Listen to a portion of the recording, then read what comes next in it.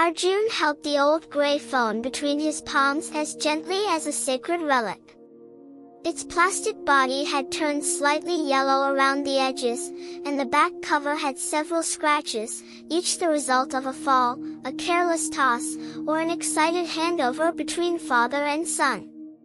The keypad was worn out, the 2, 5, and 8 buttons had their digits half erased from years of use. The phone hadn't turned on for almost 7 years. Every technician Arjun had shown it to told him the same thing. The motherboard is gone. Not reparable. But Arjun still kept it, not because he believed it would work again, but because he believed that letting it go would mean letting his father go forever.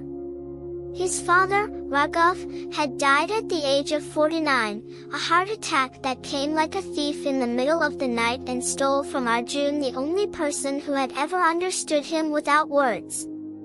Tonight was the anniversary. The air felt still. Too still. The kind of stillness that presses against your ears and makes silence sound loud. Arjun sat in his dimly lit room, a single warm lamp on the bedside casting golden arcs across the walls.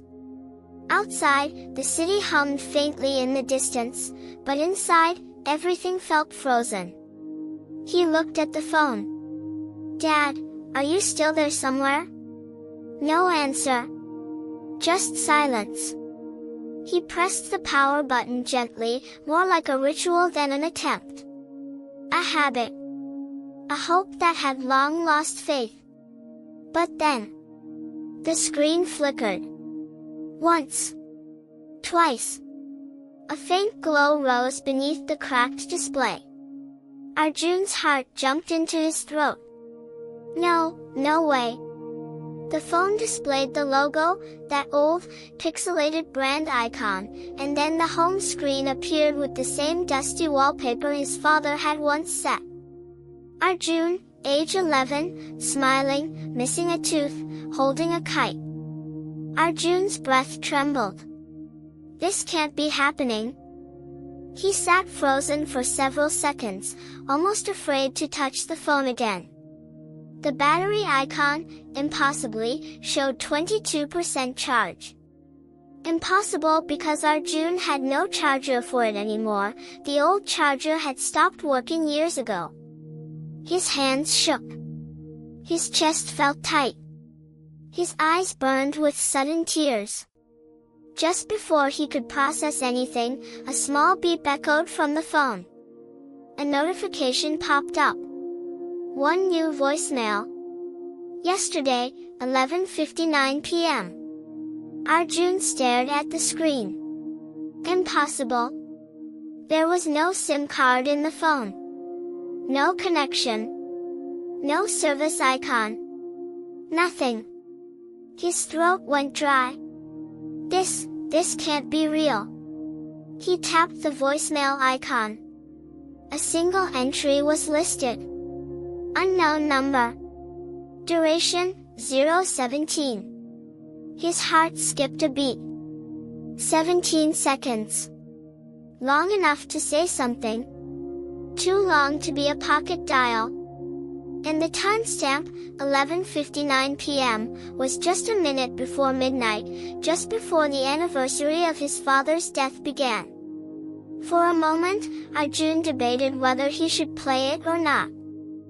Fear curled in his stomach. What if this was a glitch?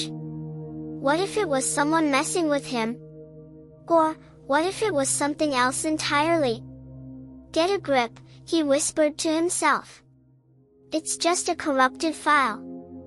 That's it. But his fingers didn't listen to his logic. He pressed play. Static burst into the room, soft, faint, like wind brushing across an old microphone. Then a voice emerged, shaky at first, low, distant. Arjun leaned forward, unable to blink. And then he heard it clearly. Son. Arjun felt the ground disappear beneath him. His chest tightened so hard it hurt. His breath hitched. His fingers pressed against his lips.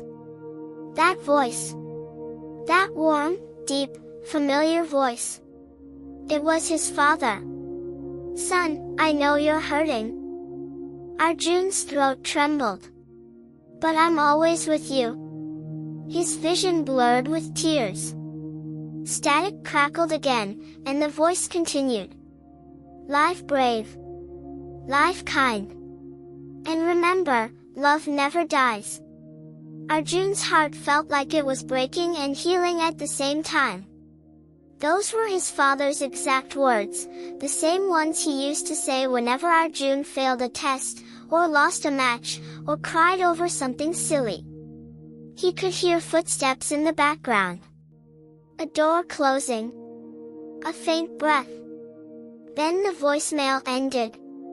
17 seconds. Arjun sat perfectly still for almost a full minute. He didn't breathe. He didn't blink. He felt like he wasn't in his own body anymore. His father's voice. After 7 years. On a dead phone. With no SIM. No battery. No signal. He pressed the phone to his chest and sobbed.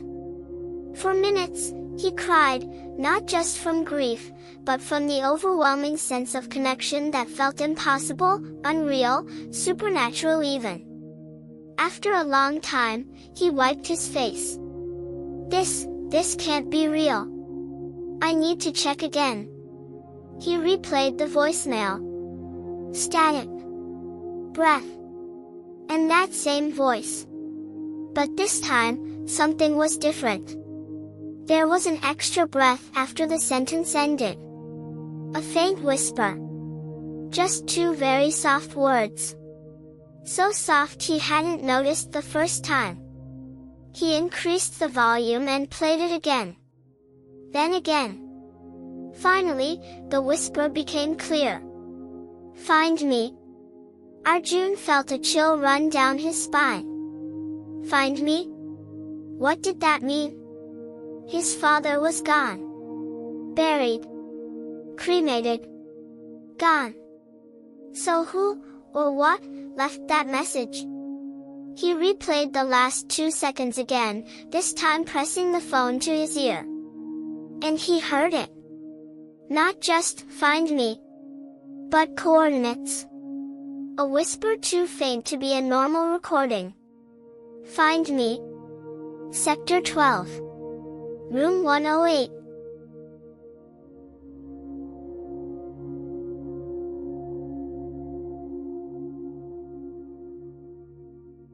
Arjun froze.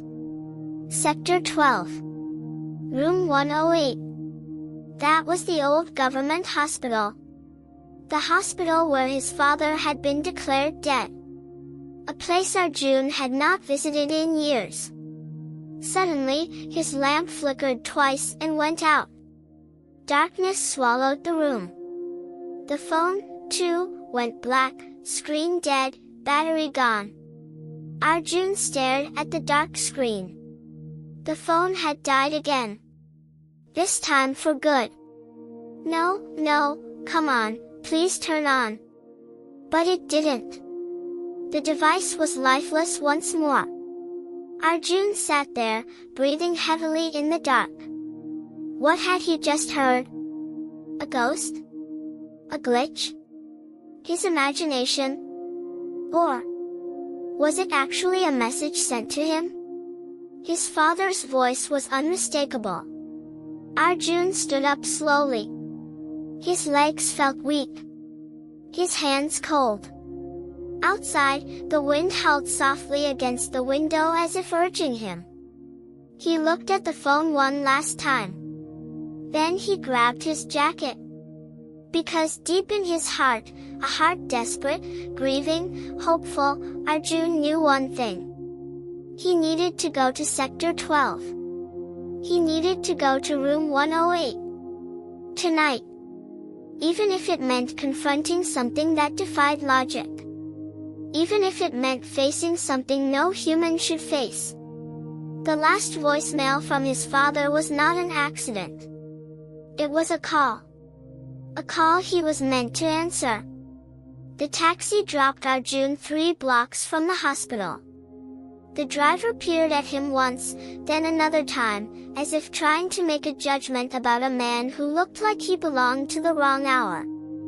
Arjun paid without speaking, his fingers still trembling around the crumpled notes.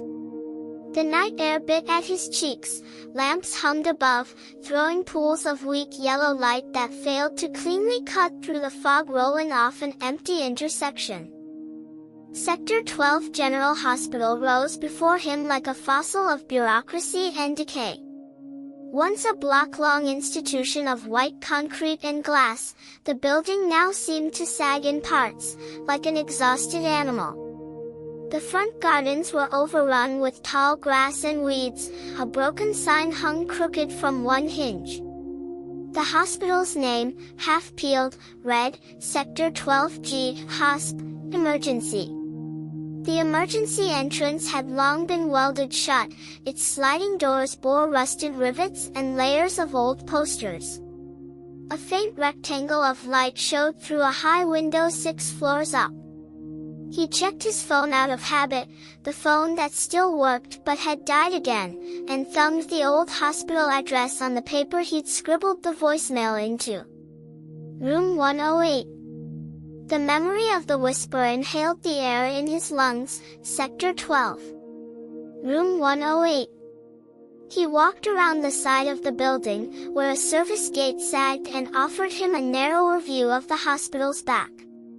The air here smelled of damp concrete and stale antiseptic. A moth ricocheted against an old security camera and fell to the ground, tapping like a tiny heart. Arjun expected to find warded rooms and a night watchman dozing in a chair beside the main desk.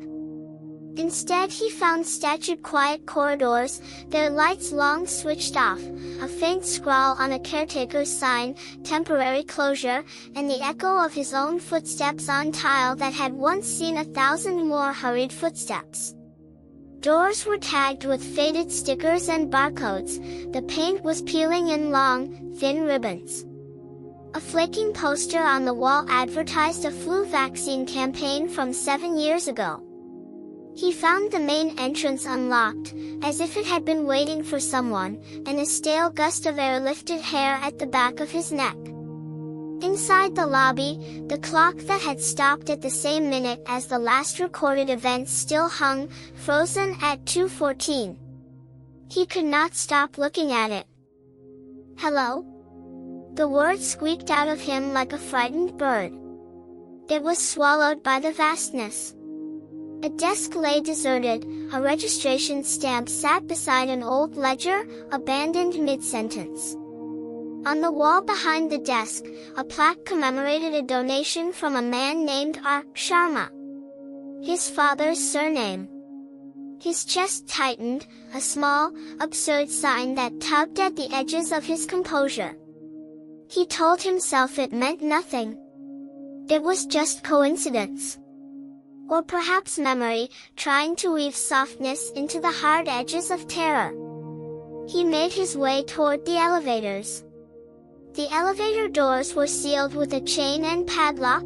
Someone, long ago, had hung a typed slip that read, "Out of service, do not use." The stairwell smelled of dust and rust, the metal rail was cold under his grip. When he reached the first floor landing, his breath fogged in the dim air. Fluorescent lights flickered sporadically down the corridor, their irregular blink making the shadows look like slow waves. Rooms were marked with numbers. 101, 102, 103, the numbers marched on, indifferent. He passed therapy rooms, a pediatric ward with faded cartoon decals on the walls, a small chapel with a dusty Bible lying open. The corridor ended in a wing that had been sealed more comprehensively, doors there bore bright yellow evidence stickers and heavy metal locks. Room 108, he knew by instinct now, had to be somewhere nearby. A gentle metallic tapping echoed ahead, like a distant metronome. Arjun's skin prickled. He followed the sound and discovered a janitor's closet half open, a mop bucket sloshed, an unplugged fan sat on a shelf, and on the floor beside the door, a narrow, limp envelope. His name was scrawled across it in handwriting he recognized instantly, Arjun, his mother's looping, familiar script. His chest pounded. He bent, picked it up, and slid a finger under the flap. Inside was a single card, a hospital business card with the name Nurse Meena Patel and a phone number, and beneath the name a date, July 11, 2018, the day after the anniversary. His hands shook harder. He tucked the card into his pocket like a talisman, even though he knew his mother did not write him hospital cards. He moved on. At the far end of the corridor, a heavy door sagged open a few inches, room 107. He pushed it with his shoulder. Inside lay the shadows of an examination room, a gurney collapsed against the wall, papers scattered, and 4 stand bent like a retired soldier. All bits of life had been stripped from the room. On the whiteboard someone had scrawled, in hurried capital letters, transferred, 108. Arjun's throat tightened. Something like both hope and dread rushed through him. 108, he took another step. The door to room 108 was not like the others. It was more substantial, a hospital-grade door that bore a label, 108, cardiac observation. Someone had spray-painted a crude symbol on it, a circle with a slash, and beneath it in dried marker, do not open. There were other markings too, faint scuffs along the bottom, as though something had tried to drag itself out. There was a small gap between the door and the frame, and through it spilled a different kind of air, deeper cold, and a smell like old copper. He pressed his ear to the door. At first there was only the hum of the hospital's latent electricity and the chilled trickle of water down a distant pipe. Then, faint, something like a heartbeat below the floor. He imagined he was hearing things. The pulse felt like it matched his own. Arjun searched his pockets for anything to use as leverage. He had his father's ring, a thin band he had kept after the cremation. He pressed it against the door handle, turned, but the latch would not budge. The lock itself looked new, bolted on with heavy metal and an unfamiliar key. He tried the knob. It remained unyielding. A metallic clatter sounded behind him. He spun. In the corridor, between the shadows of the chairs, a man sat hunched, his coat pulled up like a portable darkness. He blinked slowly at Arjun. "Can I help you?" the man asked in a voice that sounded like gravel. Arjun's mouth was dry. I heard a message. A voicemail. It mentioned room 108. The man laughed, a soft, brittle sound. "Too many things get mentioned on this night, son. Hospitals swallow secrets whole. Why would a dead man leave a voicemail?" Arjun felt his anger flare, sharp and bright. "My father didn't die how they said he did," he blurted. "I heard his voice, on this phone. He said, 'Find me.'" The man studied him. His face was lined, features flattened by time. "You're not the first to hear things after midnight." He pushed himself up with effort, and the corridor fluctuated around him like a film someone had slowed. He placed a plastic badge against his coat, but it was too faded to read. "Name's Raj. I work nights here sometimes." He paused.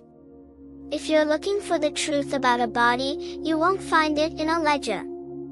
"Then where?" Arjun asked. His voice was small in the cavernous space. Raj hesitated, as if weighing whether to trust this stranger. He took a breath. "There's a records room through the service corridor. 3rd door on the left." People don't usually go there. It holds the old charts. If there's a transfer ticket, it would be filed. Can I go? Arjun asked. Raj's gaze lingered on the door of room 108, then back to Arjun. You won't like what you find, he said. People fix what's broken in their minds. Hospitals don't. They tidy, they file, they forget. That pronouncement made Arjun's resolve harden. I still have to try. Raj nodded once, resignedly. Don't take too long. The building remembers. It doesn't like being meddled with. The service corridor smelled of disinfectant and old paper. The third door on the left was unmarked, a plain metal slab with a dented handle. Raj waited outside, head cocked, a sentinel against the dark. Inside, the records room was a narrow, vertical cell of shelves, thousands of folders boxed and bristling like teeth. A single bulb hung from the ceiling, swinging gently and barely illuminating the rows. Dust motes swam in the narrow cone of light. A thin sheet of paper lay on top of a pile. Someone had left a pen balanced on the edge as if mid-thought. Arjun's hands moved on their own. He scanned the ledgers, searching for Raghav Sharma. Each name felt like a small island on a sea of bureaucracy. He found a file labeled R. Sharma in a faint, cramped handwriting. When he opened it, his breath left him. Admission time, 22:41. Discharged, deceased, 22:58, November 7, 2017. Diagnosis, acute myocardial infarction. Attending physician, Dr. Kapoor. Notes, code blue called. Resuscitation unsuccessful. Family informed. And beneath that, in a different pen and in handwriting that had been written later, there was a single line, transferred, C108, with a stamp beside it that read, autopsy pending, and a sticky note attached, photos, missing. Arjun's stomach turned. Missing? Raj peered over his shoulder. Missing records aren't uncommon. Paper gets misfiled. But it's odd that an autopsy photo would be flagged missing. He rifled further. There was another folder, half hidden in the back, its tab written in heavy capitals, subject R, unidentified. The page inside bore a photograph, a low-resolution, grainy passport-style image, a man in his late 40s, eyes closed. The face, though slightly blurred, was unmistakable. Raghav Sharma. Arjun slammed the folder shut. His hands trembled. He felt a new, colder layer of fear settle in his bones. If these documents said his father had been transferred, if photographs were missing, then the neat narrative of a sudden cardiac death began to unravel at the seams. He wanted to scream. He wanted to run. Instead he pressed his forehead against the cool metal of the filing cabinet and whispered, "Where did they take you?" A soft draft brushed the back of his neck. The bulb above flickered as if something passed between it and the ceiling.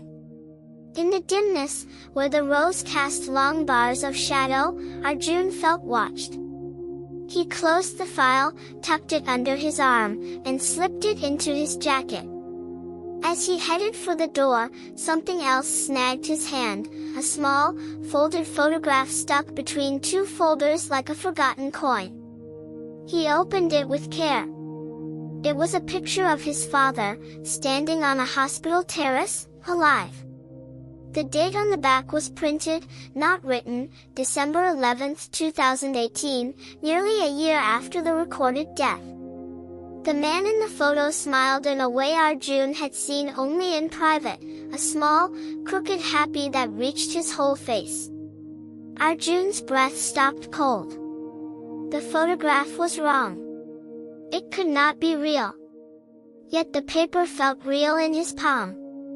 At that moment, the bulb above him popped, plunging the records room into silence and near-pitch darkness. Raj's voice cut through it like a match struck in the dark. "You weren't supposed to see this," he said. Arjun looked up. The corridor beyond the door was black, but something moved there, an impression of movement like the shift of fabric. He heard, faintly, a sound like the whisper of old pages turning, and then, behind him, from deep within the hospital, the slow, unmistakable thud of a heart. Not mechanical. Not hospital equipment. Something alive thudding in the ribs of the building. Arjun's skin prickled. He hugged the folder to his chest. "Find me," his father's whisper had said. Arjun swallowed. "I will," he told the empty room.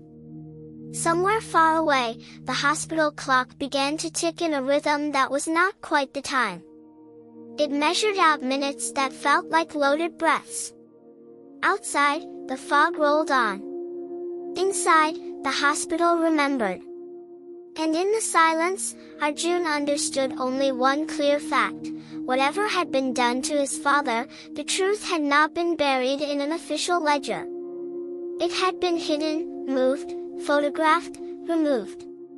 Someone had folded him into secrecy, and the paper would not keep him for long. He had to find who took those photos. He had to find room 108. He had to listen to whatever voice had found a way to speak to him from beyond the grave. He stepped out of the records room into the corridor. Raj waited there, face pale. "Go to the terrace," Raj said suddenly, nodding toward the stairwell. "If that photo is what you think it is, maybe someone left a clue up top. The cameras don't watch the shed, it was always a blind spot. Watch your step. The building doesn't like being looked at." Arjun swallowed and began to climb.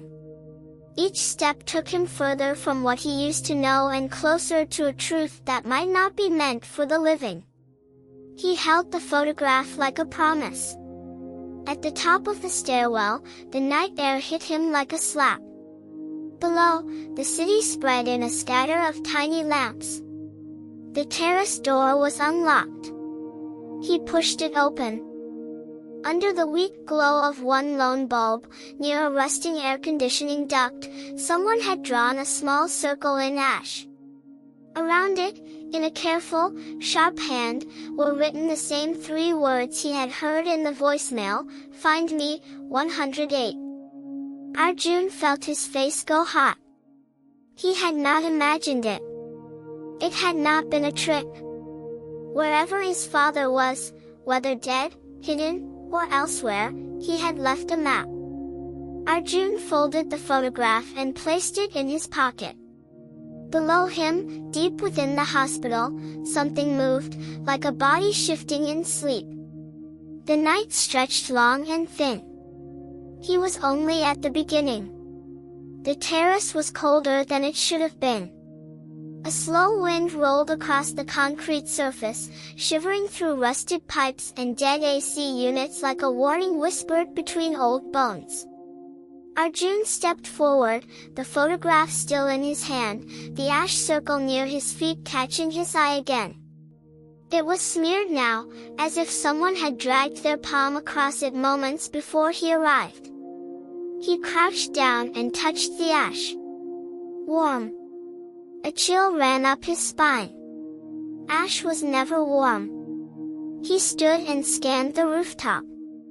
The bulb above the terrace door flickered unevenly, threatening darkness with each brief gasp of light. In that stuttering glow, Arjun could see the shape of the terrace shed, the same one from the photograph, a small, corrugated metal room with a slanted roof, its door hanging slightly ajar. A faint metallic clang echoed. Arjun froze. It came from inside the shed. For the next few seconds, his heartbeat became the loudest sound he'd ever heard. He took one step, then another. When he reached the door, he placed his hand on the cold metal. "Dad!" The word escaped before he could stop it. Immediately, he felt foolish.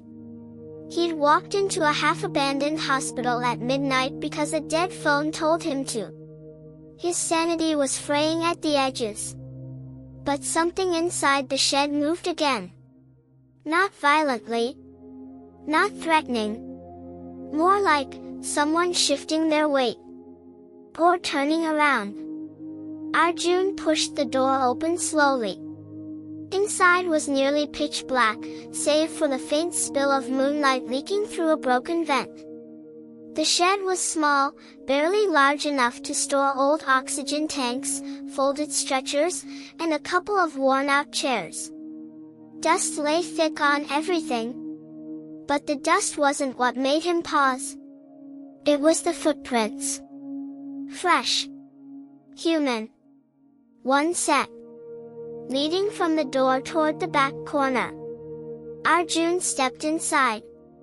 His breath puffed white in the cold air. The shed shouldn't have been this cold. Not even at night. It felt like the temperature dropped 10 degrees the moment he entered. He followed the footprints. They ended at a metal cabinet bolted to the wall, tall, narrow, with a panel-like front. It was locked, but the lock looked old, almost decorative. A small label at the top read, "Equipped Storage, 2010. Arjun touched the cabinet door. And it trembled. He jerked his hand back, stumbling into a stack of crates. Something inside the cabinet rattled, like a bottle rolling, hitting the metal. Then another sound, a soft thump, as if something fell over inside. Arjun swallowed. His throat felt raw.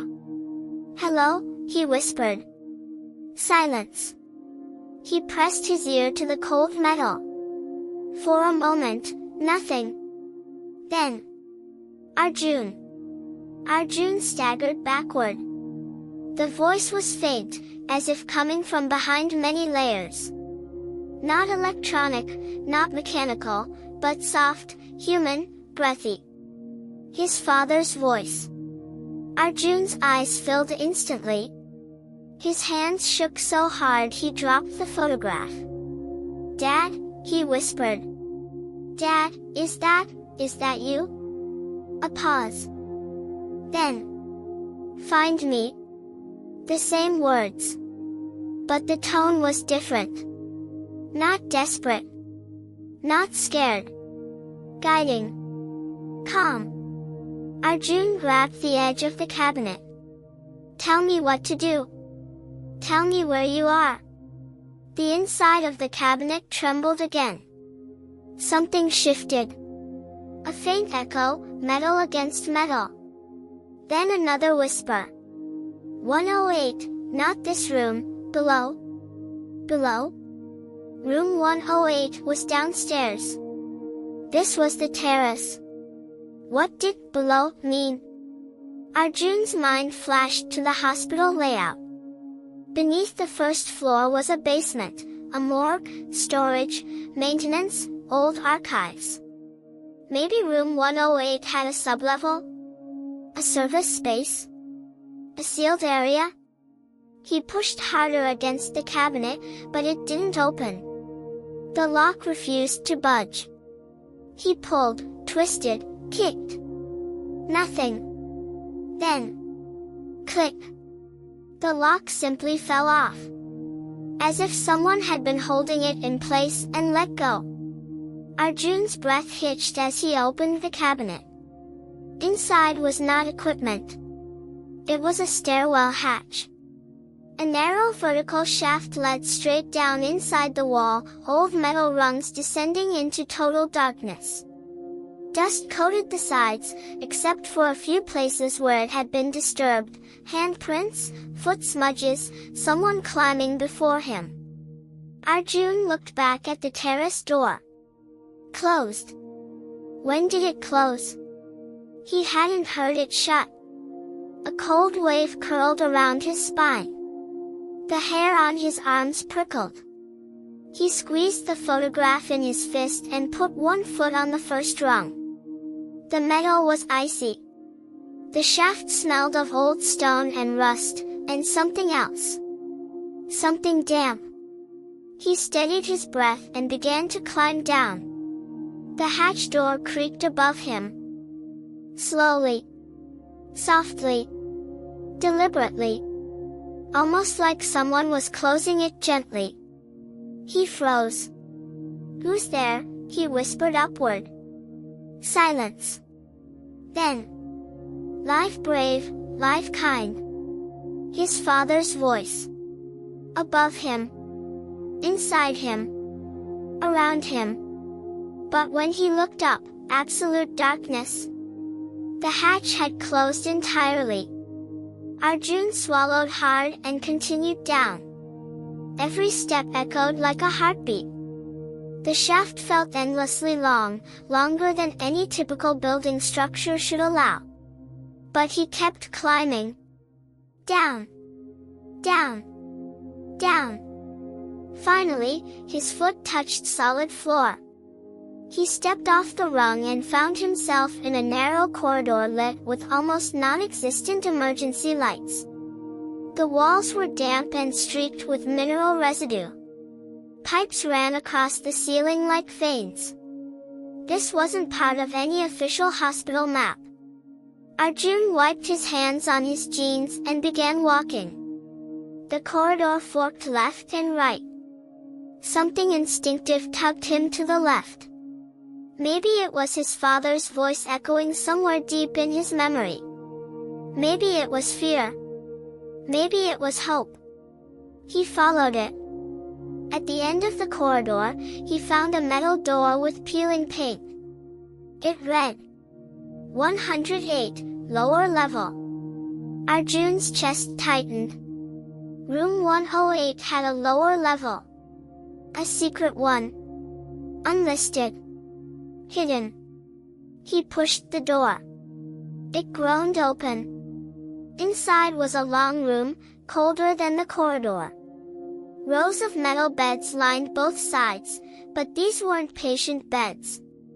They were gurneys. Some covered with sheets. Some uncovered. Some with rusted straps. Medical equipment lay scattered. Electrocardiographs. Defibrillators. Old CPR mannequins. Syringes. Oxygen tanks. A single surgical lamp hanging lifeless. The air felt heavy. Pressed with memories. Arjun stepped inside. The moment he crossed the threshold, a soft hum started somewhere above. A flicker of light illuminated the far end of the room. An old CRT monitor, the bulky kind his father used to fix back in their old shop, blinked to life. Green text typed itself on the screen. "Welcome back, Raghav." Arjun's heart stopped. Welcome back. Why would a system greet his father, unless... He stepped closer. Another line typed itself. Identity confirmed. Resuming file. Arjun's voice trembled. "Dad, what were you doing here?" He pressed a key.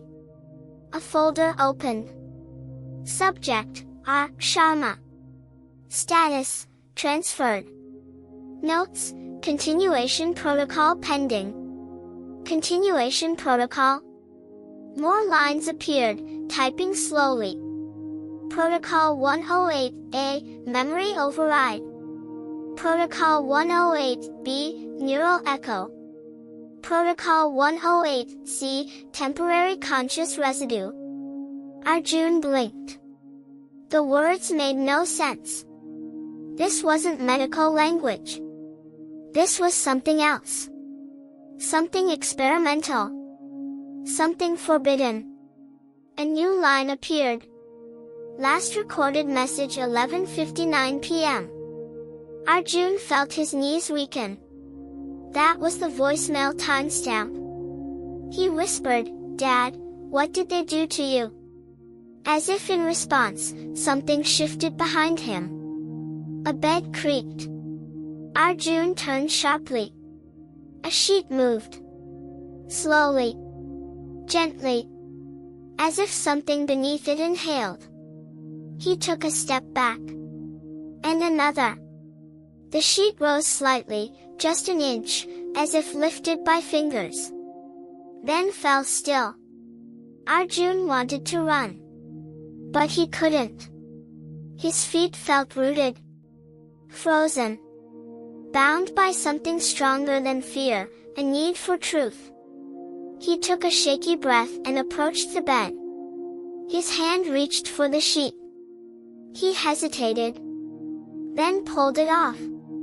The bed was empty. But the mattress bore the shape of a body. A deep imprint. Like someone had lain there for years. Or had just gotten up. Arjun backed away until he hit a trolley of instruments. A scalpel fell, clattering on the floor like a scream. At that exact moment, the monitor flashed new text. "He's here." Arjun's blood iced. The lights flickered. Wind slipped through the sealed room. A faint, familiar breath brushed the back of his neck. And a whisper followed. "Turn around, son." Arjun froze. Tears welled in his eyes. Slowly, painfully slowly, he turned. A shadow stood near the gurneys. Tall. Still. Watching. Its outline familiar. Terrifying. Heartbreaking. It took one step forward. Arjun exhaled a trembling breath. "Dad." Silence. Then. "Find what they took from me?" The figure whispered. "Find the heart." The lights blew out. The room was swallowed by darkness. And a scream, or a sob, echoed into the void. Darkness swallowed everything. For a moment Arjun wasn't sure whether he'd actually screamed or only imagined the sound echoing around him. The blackout was total, thick, smothering, absolute. His heartbeat hammered against his ribs loud enough to drown out every other thought. Then something else joined the silence. Breathing. Not his. Slow. Measured. Human. Coming from somewhere near the center of the room. Arjun forced himself to stand still. His pulse thudded in his ear, warping the silence into a trembling rhythm. He dared not move. The breathing continued, steady, unhurried, almost calm. It didn't rage or growl or distort into something monstrous. It sounded tired. Almost familiar. Arjun swallowed hard, feeling his throat tighten. "Dad," he whispered into the darkness. The breathing paused for half a second. Then continued, slower now. Arjun blinked, trying to adjust his eyesight, but the pitch-black room offered nothing. He stretched a hand blindly in front of him, expecting to feel cold metal, fabric, something. He felt warmth. A hand brushed his fingertips. Not harsh. Not grabbing. Just touching, lightly. Arjun gasped and stumbled back, bumping into a trolley. Instruments clattered to the ground, metallic notes ricocheting through the chamber and throwing noise into the suffocating dark. The breathing stopped. Silence. The next sound came from his left, a soft shuffle, like bare feet gliding across tile. Then another shuffle behind him. Then another to his right. 3 different spots. Arjun's lungs tightened. There was only one presence before. Now it felt like more. He backed toward the door he came from. His hand found the wall, slid along it until he reached the light switch. He flicked it repeatedly. Nothing. He pressed harder, flipping it up and down as panic climbed his spine. Still nothing. A whisper drifted out of the dark. Low. Calm. Familiar. Don't be afraid, son. Arjun froze. The voice was his father's. Exactly his father's. But deeper now. Broken at the edges. He turned toward the sound. Dad? Dad, where are you? I can't see you. You're not ready to. What do you mean? Silence.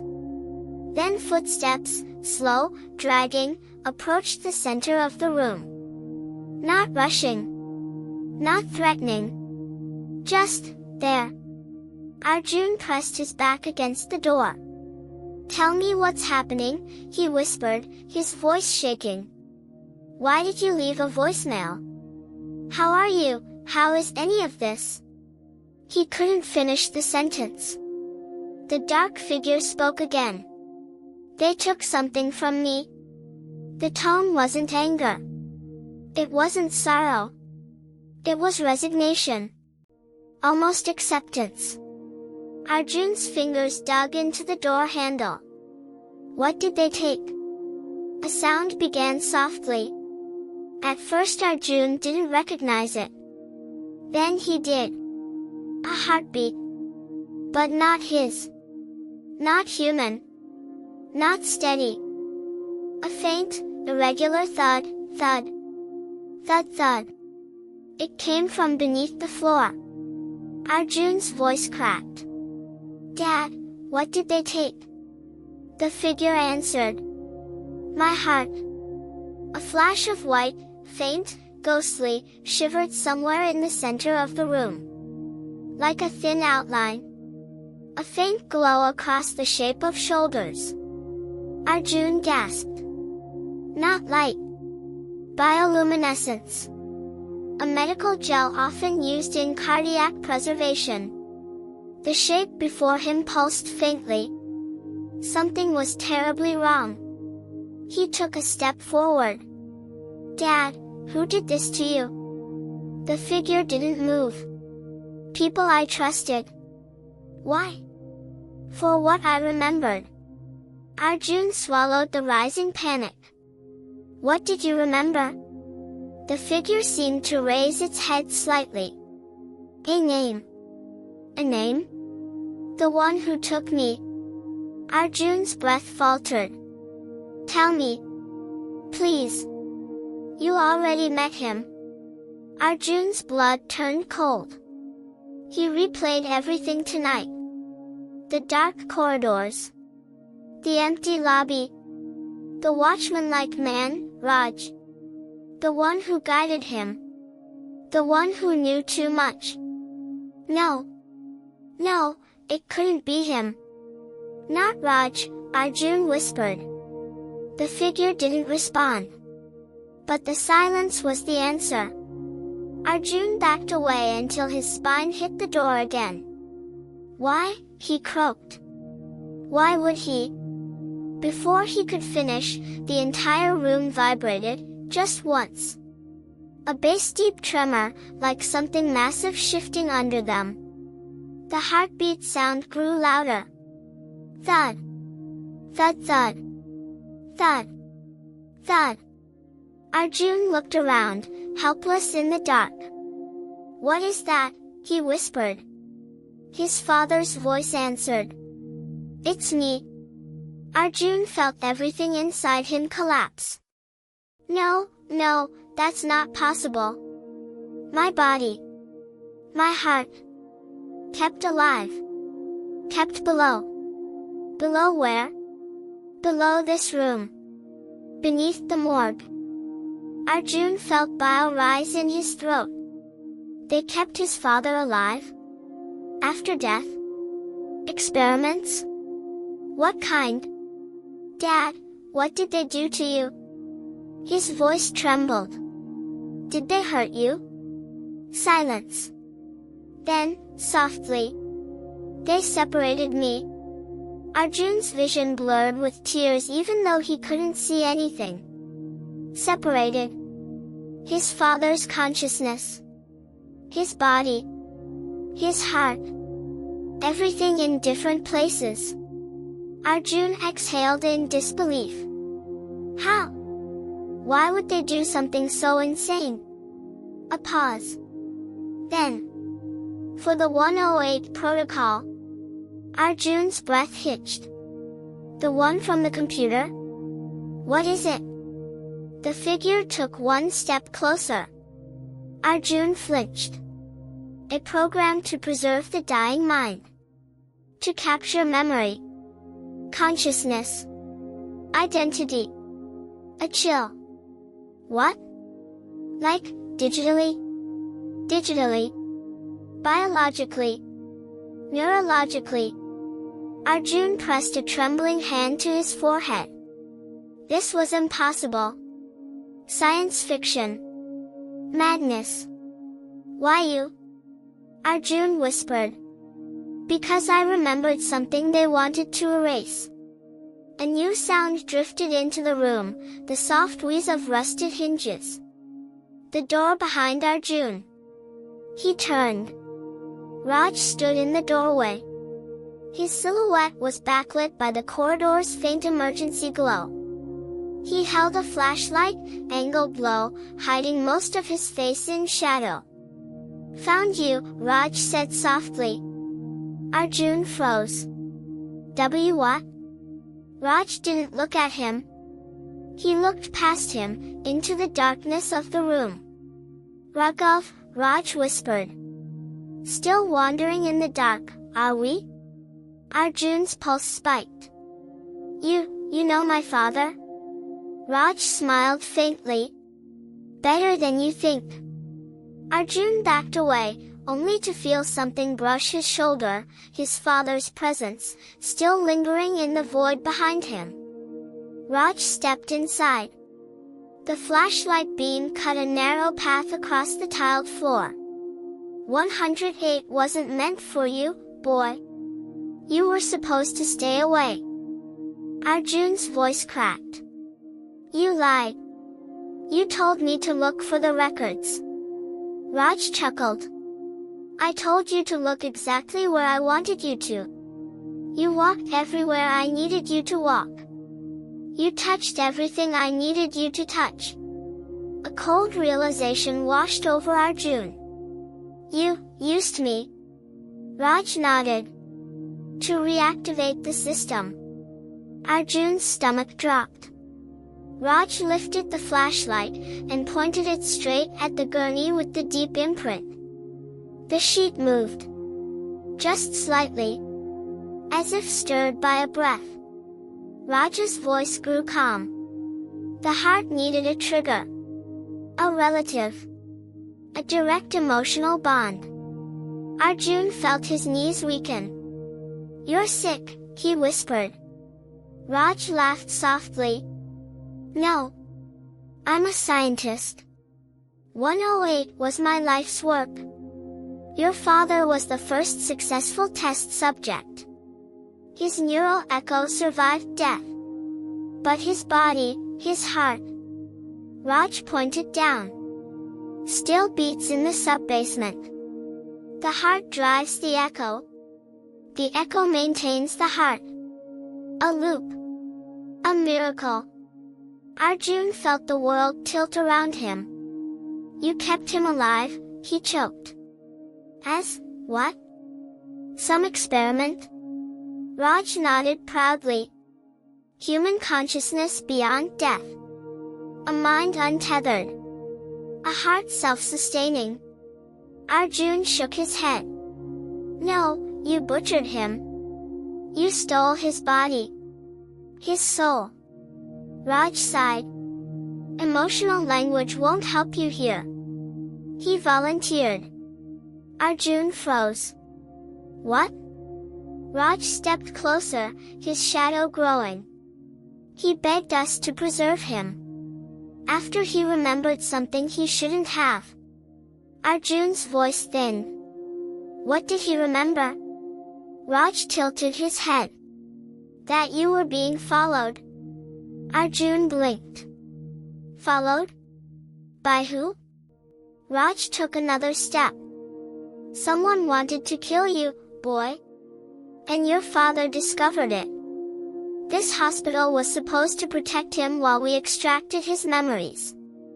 Arjun shook his head violently. No, you're lying. Dad would never.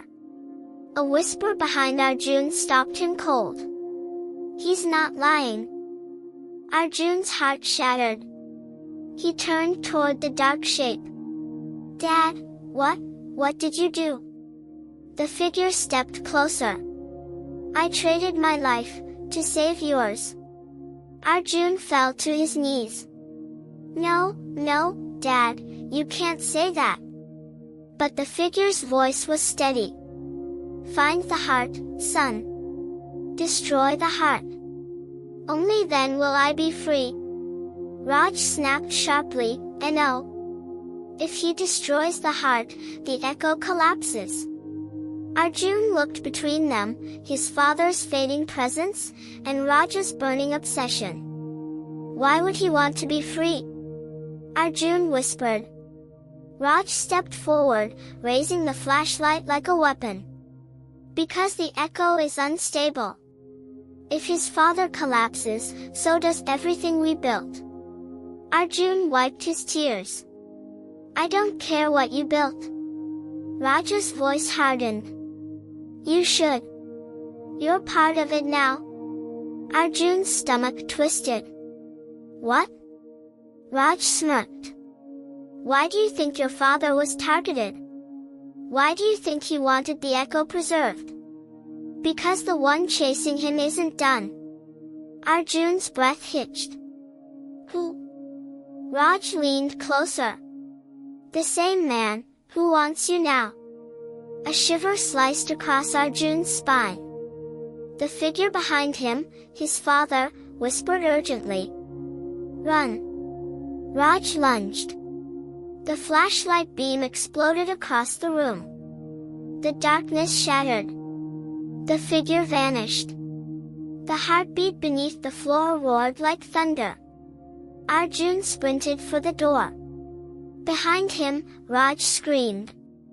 You can't escape 108. Arjun didn't look back. He tore through the hallway. He didn't breathe. He didn't think. His father's final whisper followed him. Find the heart, Arjun. Before he finds you. Arjun ran until his lungs burned and the hospital corridors blurred into a smear of pale tile and shuttered doors. Raja's shouted curses chased him like a second shadow, ricocheting from the concrete and diving into the stairwells. Somewhere behind him the building convulsed, a low, resonant thrumming that felt like tectonic plates shifting. It was the heartbeat again, distant and monstrous, and every step Arjun took seemed to make it louder. He didn't stop until he was out in the cold air of the street, the hospital's hulking silhouette a dark wound against the sky. He leaned against the rusted fence and gasped, tasting metal and fear. His palms were slick from sweat. The photograph of his father lay crumpled in his pocket, the folder with the missing file thumped against his ribs like a second heartbeat. For a while he simply breathed, in and out, counting to 10 as his training in calmer days had taught him. The city around him moved in low-beat rhythms, a late-night scooter, a distant laugh that belonged to someone who could still be ordinary. Ordinary felt like a memory from another person. Arjun fumbled his phone out of his jacket, the modern one in his pocket, and scanned the contact list until he found the number on Nurse Meena Patel's card. He had taken it in the records room without thinking, a small scrap of normal amid the chaos. He tapped the number with shaking fingers. No answer. He tried again. And again. Finally, a sleepy voice answered, low and disbelieving. Hello? Meena? It's Arjun Sharma. From Sector 12, the card. I found it. His voice cracked. There was a pause, a rustle. Arjun. It's late. Is everything okay? He swallowed. Not exactly. I found things. My father, there's something wrong. I need to speak to you. Can you meet? Now? Another pause. Then, softly, give me 30 minutes. Don't go anywhere. Arjun closed his eyes. 30 minutes felt like an eternity and an anchor at once. He leaned his forehead against the metal fence and tried to think. If Raj was right, if his father's heart was being kept alive for some grotesque experiment, then whoever oversaw that experiment must have power, resources, and a reason to hide it.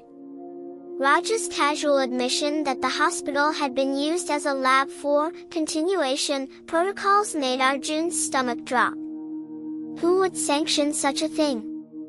Who would benefit from a man's heart beating in the shadows while his mind drifted between circuits and gasping breath? He thought of Dr. Kapoor's name on the records, the stamp that had said, autopsy pending, and the missing photos. He thought of a man he had seen in the lobby earlier that night, the one who'd sat hunched, observing. Had that been a test subject, like his father? A guard? Or something else? 30 minutes passed like sand. Meena arrived drenched from a sudden drizzle, hair pinned hurriedly, eyes wide and exhausted. She looked older in the hospital lights, as if the night had creased her face deeper than the years that should have. Arjun, she said, voice clipped. You look like you stepped out of a nightmare. You have to help me. I found files. A photograph of my father dated a year after his death. A transfer stamp that says, 108, autopsy pending. People missing photos. A voicemail, his voice, that told me to find him. Raj is here. Arjun's words came too fast. He shoved the folder and the photograph into her hands. Meena's fingers shook as she unfolded the papers. Her brows knit into a map of worry. She read silently, then looked up slowly. This is bad, she whispered. Very bad. Who did this? Who would? Meena swallowed. You should know, hospitals are complicated. But this smells like someone took advantage of a period when oversight was weak. Private funding. A research wing that was never meant to be public. Men who call themselves benefactors. Names, Arjun said. Give me names. Meena hesitated, then exhaled a list like a litany. Dr. Kapoor had affiliations with the ministry, but he also worked under contract for a private firm called Viridian Biotech. The hospital leased part of its lower levels to them for what they called advanced monitoring. They moved in quietly 3 years ago. After the accident, paperwork shows increased activity, special projects, contract files flagged confidential. Viridian? Arjun echoed. The name felt familiar and unwelcome. He remembered a news brief months ago, a hush-hush biotech pilot that had promised to redefine end-of-life care with private funding and government collaboration. It had been controversial and then, quickly, disappeared behind official seals. Meena's eyes were flat. They had a director, Mera. Someone charismatic. Someone with money and a way with promises. He visited the hospital, signed checks, and then people stopped asking questions. Arjun's chest tightened. So they could have taken my father. Meena's lips trembled. They could have taken anyone. But why him?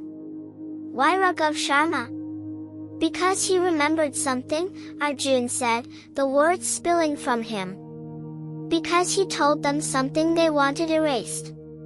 He said, he stopped, the words failing again. The echo of his father's whisper, that he'd been followed, that someone was watching, returned like a blistering ache. Mina's gaze softened. Arjun, I saw your father the day you lost him. He was afraid. He was aware of things. He asked for privacy. He asked for protection. And they promised it, Arjun said, fury climbing into his throat. Then they put him on a table and stole his breath. Mina looked at him with pity. If what you're saying is true, the heart would not be in the hospital registry. It would be moved to a secure facility. A private site. Somewhere Viridian uses for research, their own labs, or a holding facility. Which means? Arjun asked. It means it's hidden by contract. By legality bent into secrecy. It means if we want it back, we have to find where Viridian holds its. She stopped, shaking her head. They use code names. They call them vaults. Cold rooms. For us, they're just storage. For them, versions of life. Arjun felt the air go thin around the word, vault. Mina folded the photograph, smoothing it with a thumb like one might soothe a bruise.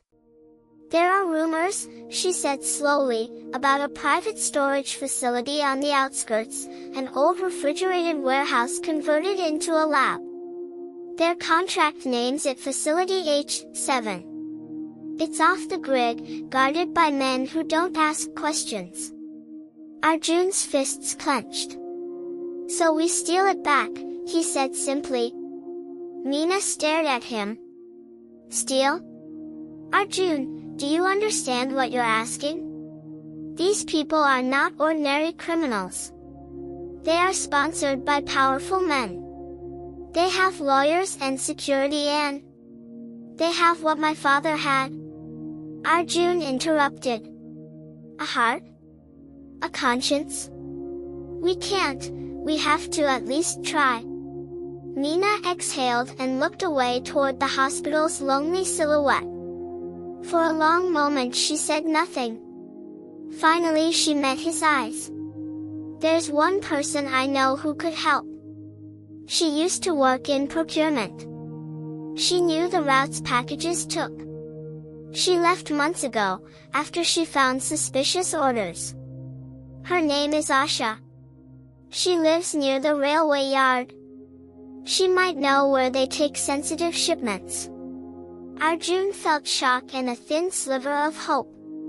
Can you get me to her? Mina hesitated. It's dangerous, Arjun. If Viridian suspects you're onto something, you'll be a target. They already marked you once.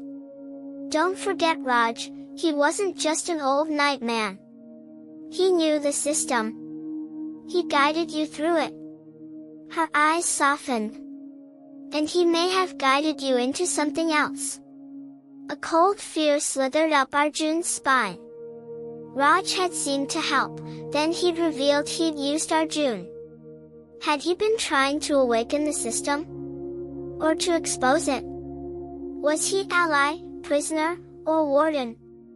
Mina's hand brushed his arm. We can't do this alone. We'll need help. Asha can track shipments. I can access staff movement logs. You can, you're the relative. You'll be unexpected. Unexpected is all I have, Arjun said. I'll do anything. Mina looked at him, weighing the tremor of his resolve.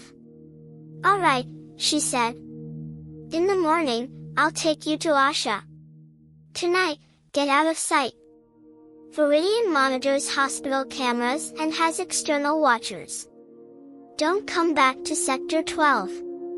Arjun nodded, though the decision felt like stepping from one cliff to another. What about you? She gave a short, sad smile. I owe your father for the night he kept a crazed patient from hurting a child. I promised his wife I'd look into him. I won't stop." They parted with a silent understanding, two conspirators bound by grief and a fragile map of clues. Arjun walked alone into the rainy night, the city lights smudging into watercolor. He kept thinking of Raja's last words, the way he'd shouted that Arjun was part of something now. That sentence gnawed at him. If he was part of it, then his life was no longer solely his. He thought of his father's final voicemail again and the whisper beneath it, "Find me, before he finds you." Who was he? Arjun's mind drifted back to a face he had seen once in the hospital lobby, a man who had watched too closely. Raj had said someone wanted to kill him. Someone who wanted whatever his father had remembered. As Arjun crossed a bridge over the railway yard, he watched freight trains snarl below, each carriage illuminated by a single bulb. Somewhere in those shipments, somewhere in the cold logistics of the city, might be the heart that kept his father breathing. And somewhere, waiting in the shadows, might be the man who'd taken everything. He had no plan beyond anger and a handful of names. But for the first time since the voicemail, he felt less like a bereaved son and more like a man with a mission. He was going to steal a life back. And if they tried to stop him, he would burn every contract, every vault, and every silent promise to ash. Because his father had told him, with impossible tenderness, to live brave and live kind. There were limits to kindness. There were things that required fury. Arjun wrapped his coat tighter and walked into the rain. The rain hadn't stopped by the time Arjun reached the railway yard. Drops slapped against metal sheets and rusted hinges, drumming a restless rhythm that matched the panic fluttering in his chest. Freight containers stretched in long rows, looming like giants sleeping side by side. The air smelled of iron, oil, and cold breath. He checked his phone. 3:17 a.m. He had no time to rest. No time to think.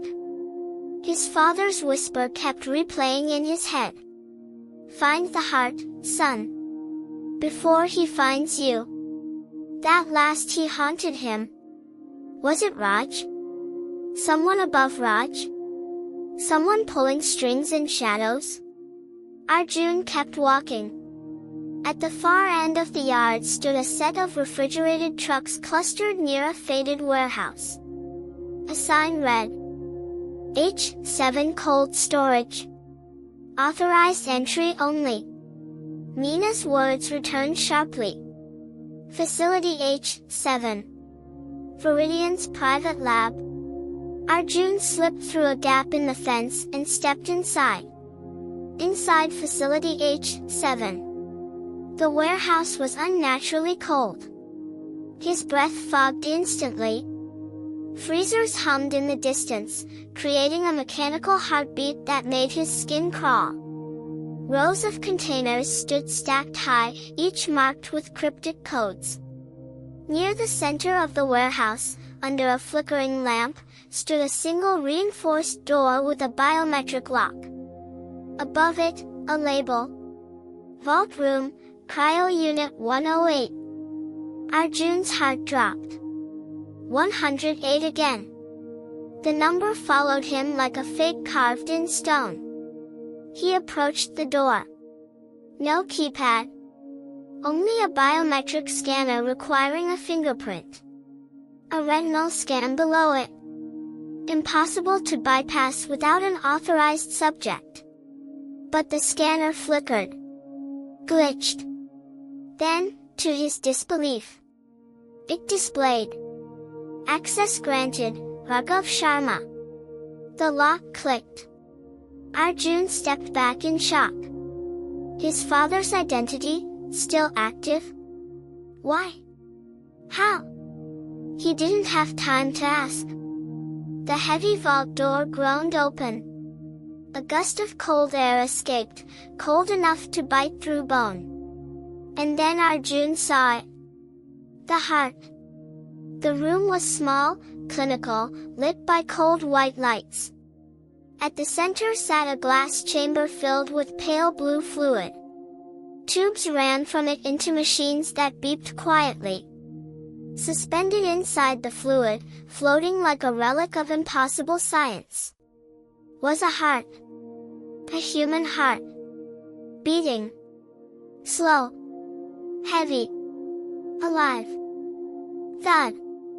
Thud thud. Thud. The same heartbeat that had echoed beneath the hospital floor. The heart glowed faintly with a bluish sheen, the same bioluminescence he'd seen around the figure in room 108. Wires connected to its chambers pulsed with soft waves of electric light. Arjun's breath cracked. Dad! He approached the chamber trembling, tears blurring his vision. His palms pressed against the cold glass. The heart beat faster. As if it recognized him. As if it felt him. A faint whisper vibrated in the air, not through a speaker, not through any device, but through the very pulse of the room. Son! Arjun collapsed to his knees.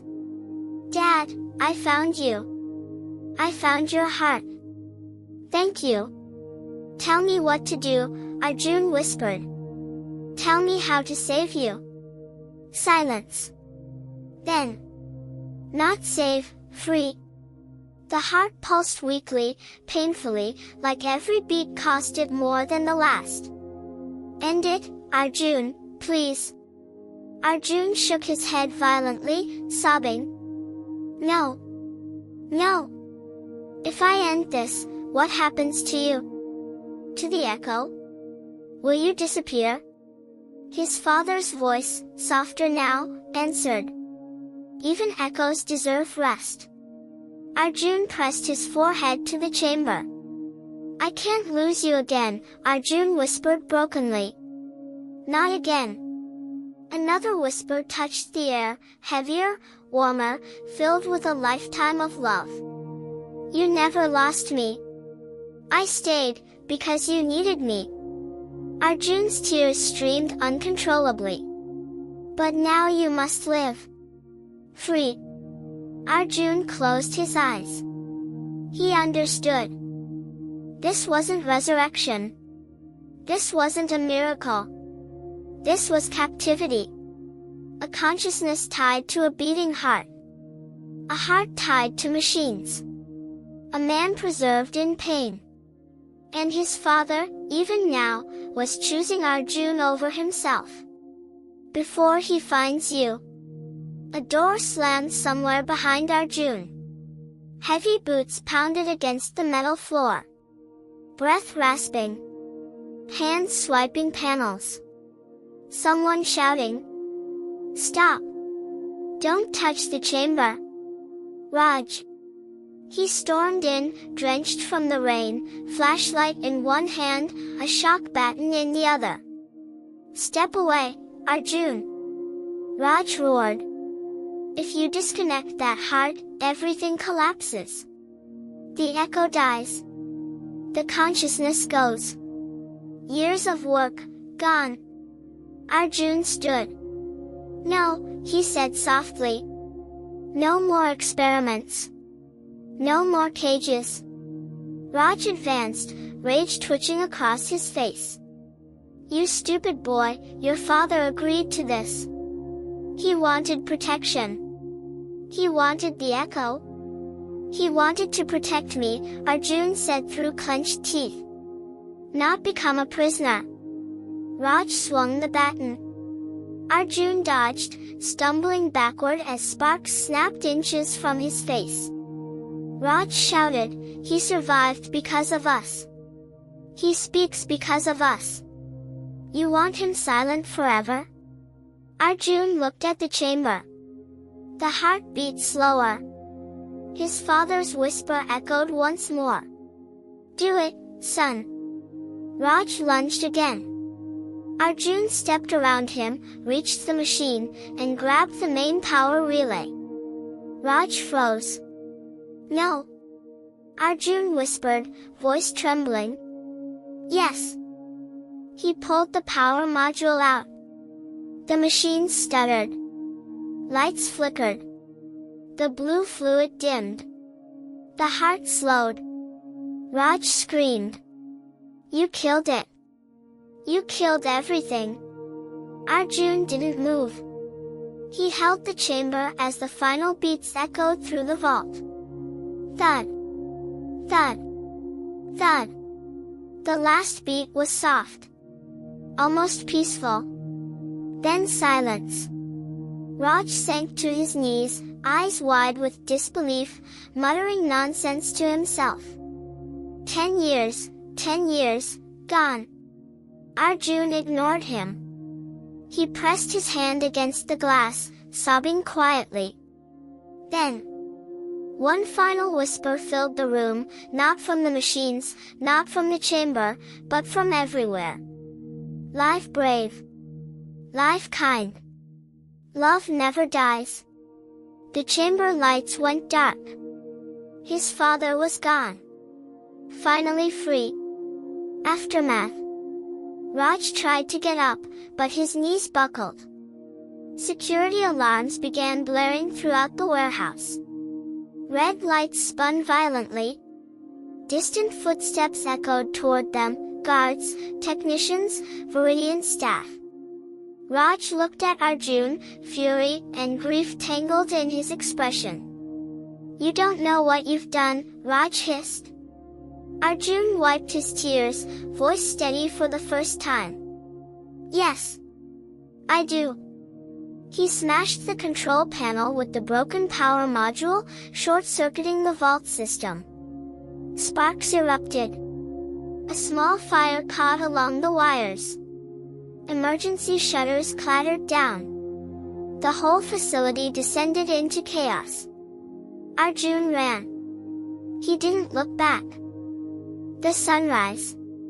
By the time he reached the river bridge, dawn had begun to color the horizon.